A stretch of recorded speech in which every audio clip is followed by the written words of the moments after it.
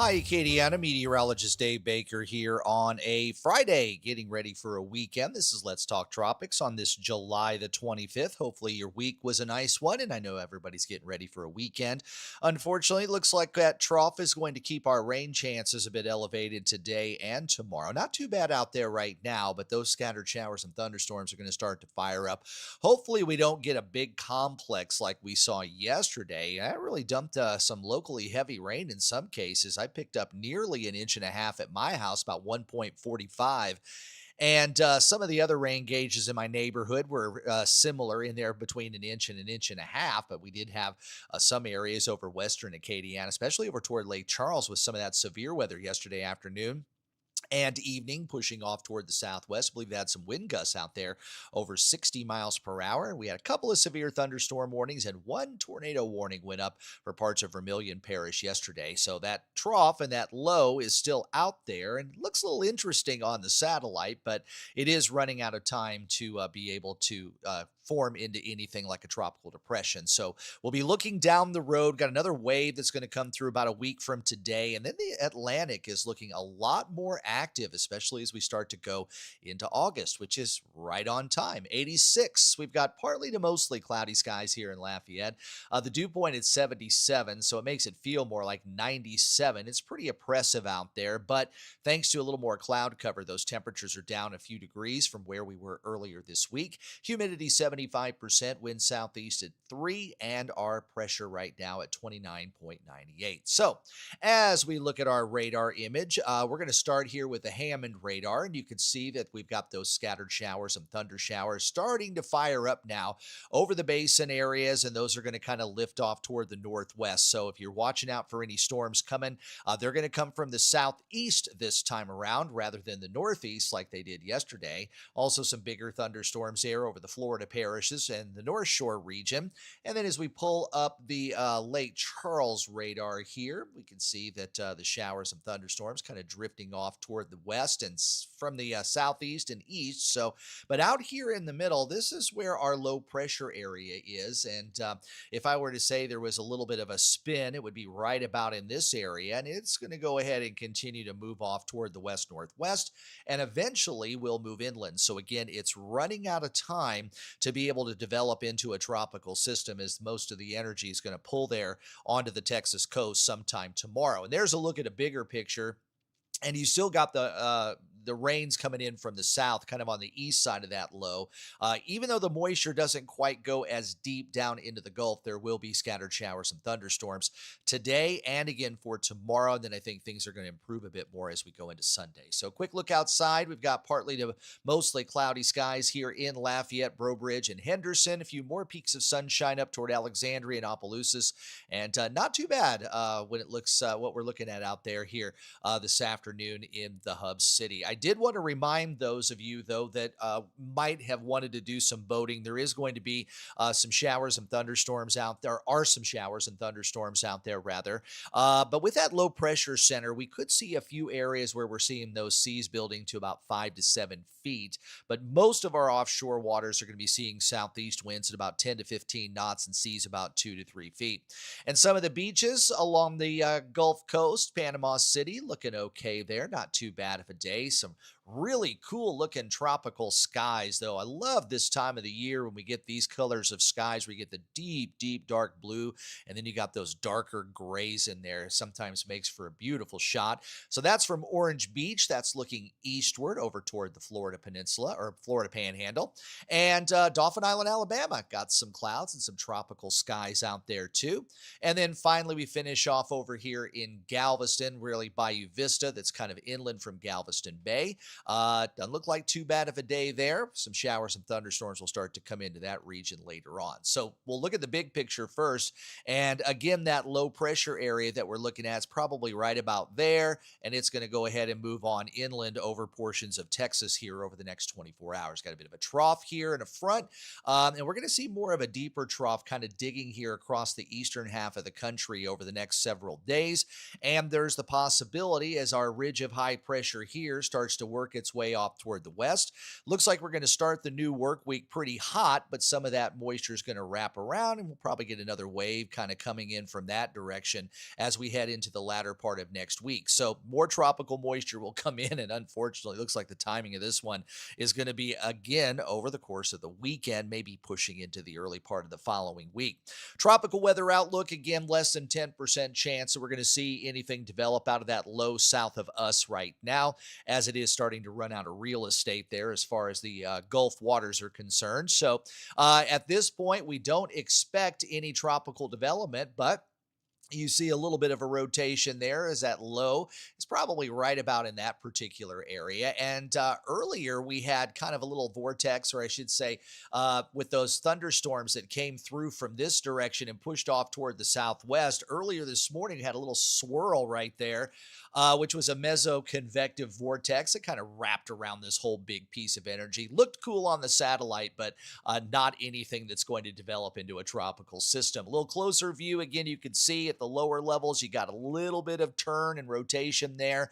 The showers and thunderstorms continue to stay out in the offshore waters, but we're going to start to see the backside of that starting to roll inland. So more of that moisture is going to be pulling here around the front of that, and that could bring us a better chance for some showers and thunderstorms later on.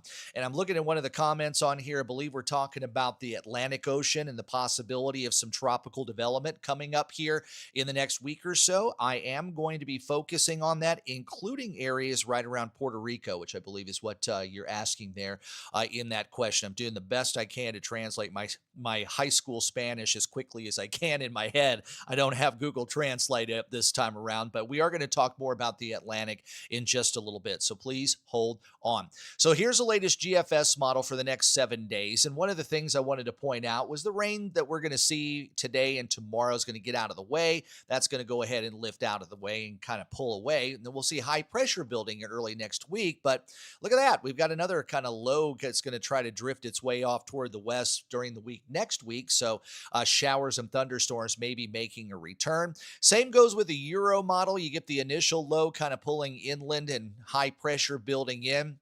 And as that deeper trough starts to dig across the eastern half of the country, that's going to start to pull in some more tropical moisture westward. So expect rain to return once again as we head toward the latter part of next week. Canadian model, very similar to that too.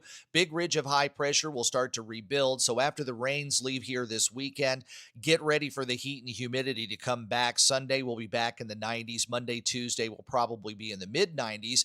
And then as that next piece of energy kind of rotates around, you see rain pushing along the northern Gulf Coast late next week and going into the. Meanwhile, we are looking okay on the Icon model. That's drifting off toward the west as well.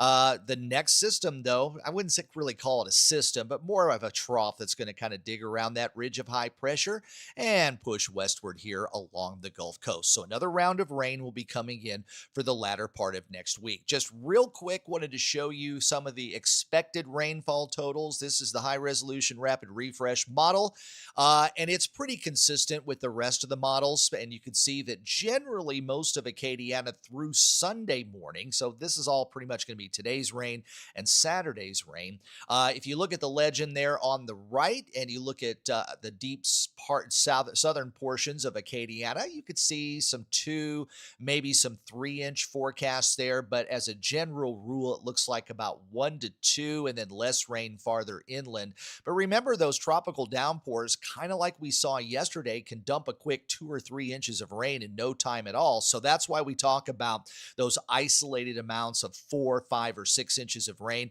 and also areas where you get that isolated flooding with those downpours. You all know the roads that normally flood. So if you're going to be out and about later this afternoon or again on Saturday, if those bigger thunderstorms come around, just try to avoid those areas that tend to flood a little bit easier than other areas. So that's what we're looking at here locally here at home. So I want to go into the extended forecast. We're going to take a little trip around the Caribbean and the Atlantic as well. And if you were with us with Let's Talk Tropics earlier in the week, we had Disturbance 94L that was east of the Windward Islands. Well, that's just kind of a tropical wave, and it's now reached the western part of the Caribbean. And you can see there's a lot of convection there over the Gulf of Honduras, and that's going to be pushing through Belize, the Yucatan, and eventually westward into the southern part of the Bay of Campeche. Now, none of the models are showing any kind of development or organization associated with this, and it looks like a ridge of high pressure that's going to be pushing into the southeastern Gulf by the end of the weekend should shove this off toward the west, and the energy from that would most likely move its way into the Pacific. Now, we did have a tropical storm. What was it, Barry, a few weeks ago? That kind of turned more northwestward over the Bay of Campeche and rolled inland over portions of Mexico. And remember, some of that moisture contributed to some of the flooding that we had over central Texas. This does not look like that would be the case this time around, as most of that energy is just going to go ahead and continue on a westerly track. Most of the Caribbean is quiet. We do have a bit of a trough north of that here across the island, so that's going to kind of push a little bit farther to the south. And you got a tropical wave that's down here east of Trinidad and Tobago that will continue to make its way off toward the west. At this point, we're not really expecting any development from this, although it is forecast to move into the Caribbean Sea. So it's something we'll monitor because the temperatures of the waters are very high. There's still quite a bit of wind shear over the central part of the Caribbean, but as we start to get into August, whenever you see anything kind of more organized like that or a cluster of thunderstorms, you tend to pay a little bit more attention as we're getting closer and closer to the peak of the hurricane season. So farther out in the Atlantic, we do have a number of tropical waves. Of course, there was the wave we were just talking about. You got another one right about there. You got another one here, and then you got another one that's actually still over Africa, and you can get a better shot of that with the eastern satellite here. And what I'm talking about is this area right here, where you get some convection that's there over western portions of Africa. That's going to go ahead and push out into the Atlantic as well. And some of the models are forecasting some development here coming up in the next week and a half. So that is something we'll be watching. And really, it's not anything that's super unusual because when we get into the month of August, things really start to turn on there over the eastern part of the Atlantic, where we're kind of open for business all across the Atlantic basin. Meanwhile, as we look at our water temperatures here, things are quite warm, not just in the Gulf, but we've also got those very warm waters now over most of the Caribbean and the western part of the Atlantic too. And then as we look at those water temperatures compared to normal, at least in the Gulf, things are sky high right now, but out to the east, things are a little bit cooler than the average, but still warm enough to support tropical weather. And the tropical cyclone heat potential is now starting to go off the charts there over portions of the Western Caribbean and then into the extreme southeastern portions of the Gulf waters. So that high heat content, though, extends south of Puerto Rico. And the reason why we're a little bit more concerned about this is because some of the models are forecasting maybe something kind of in that particular area a few days down the road. And if anything were to try to track across portions of the Caribbean, those high heat content values are there. They're also over the Bahamas and the southeastern portion of the Gulf. So what we're really going to watch out for is anything that would try to come in that direction. But right now, it does not appear, if anything were to come across that area, it would have a much better chance for some development. So we're going to take a look now out in the far open waters. I'm going to go through a couple of the different models.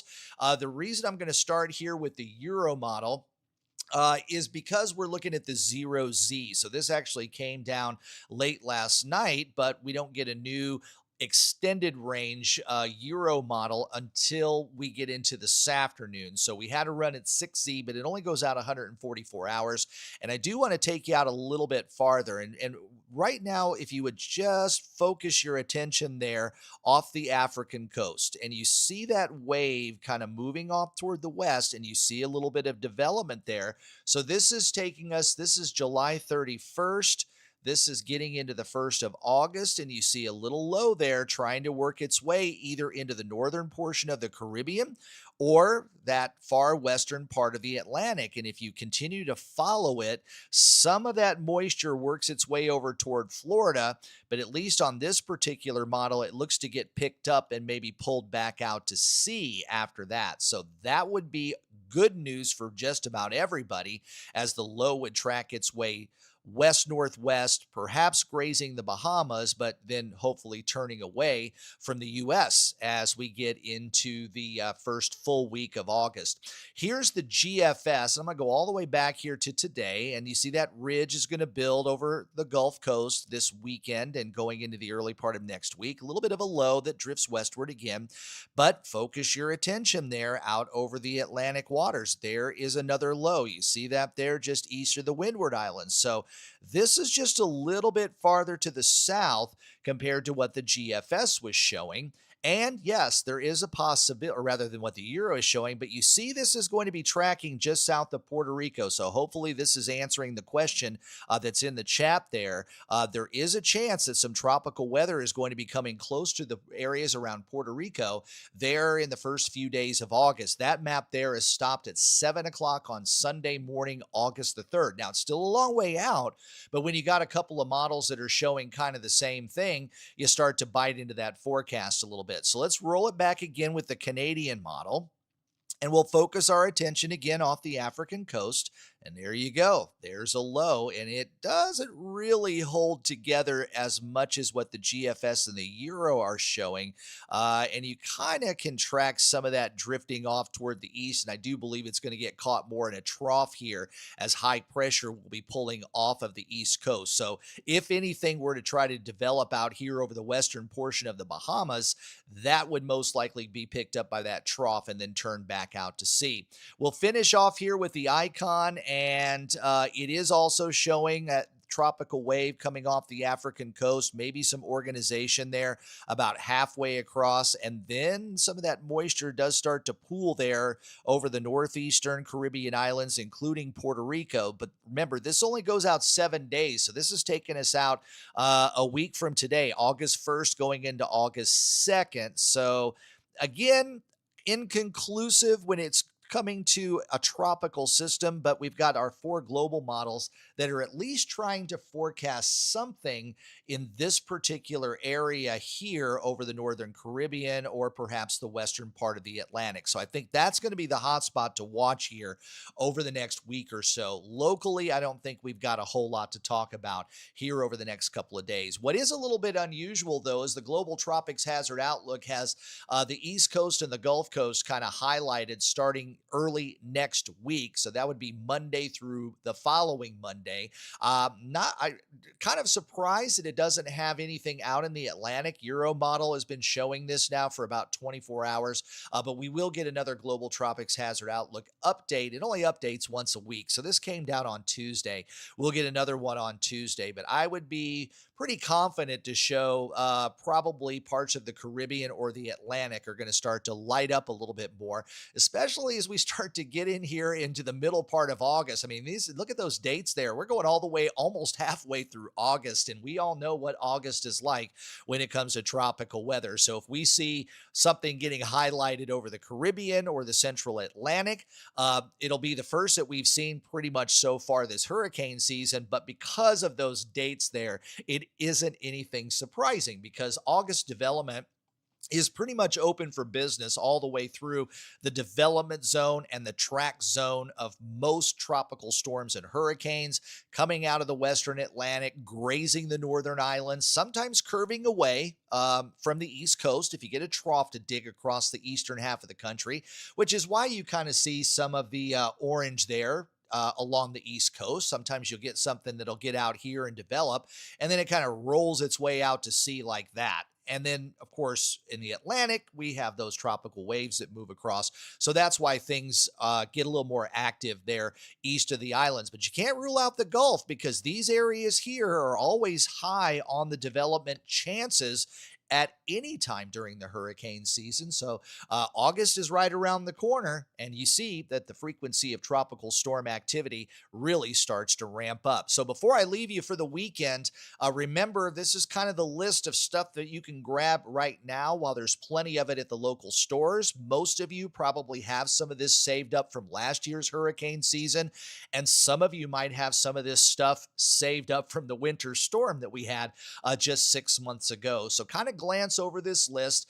Think about what you have, think about what you need, and then maybe take the weekend to try to grab some of these. And then that way you've got those on your person or in your house ready for you if you have to put your plan into place. And because we're starting to get into August here in a week, these are kind of the things that you can be ready with a week before. Let's say we're in the crosshairs of a tropical system kind of coming in our direction. And about a week out, a lot of people like to try to prepare. You get gas and you kind of secure the stuff outside. But even though this isn't really something that we need to worry about right now, because we're getting into August, I would say one of the things that you can be talking about with your family are your plans. Are you going to stay or are you going to go? You really have to have both plans, because most of us don't want to evacuate from a tropical storm or a hurricane, but sometimes we have to. So you're going to have those plans of staying home and making sure you have the items you need to ride out a storm at home. And then, of course, you're going to have a plan of where you're going to go. Always best to have two destinations already planned for where you would go if you indeed have to evacuate. So these are things I just want you to think about over the course of the weekend. Next week is the last pretty much full week of July. We're getting into August. The peak of the hurricane season is only about 6 weeks away. So even though things have been relatively quiet here over the last few weeks, we do know that things are going to ramp up here over the next couple of months.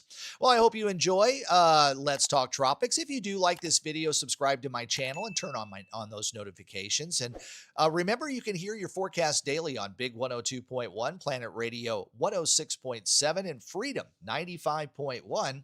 And in between, you can follow my social media pages, both on Facebook and X, in case there's any updates over the course of the weekend. And thanks to everyone, including all my new subscribers here on Acadiana Weather Today right here on YouTube. Hope you all have a great weekend. I'll see you on Monday. I'm meteorologist Dave Baker. Take it easy.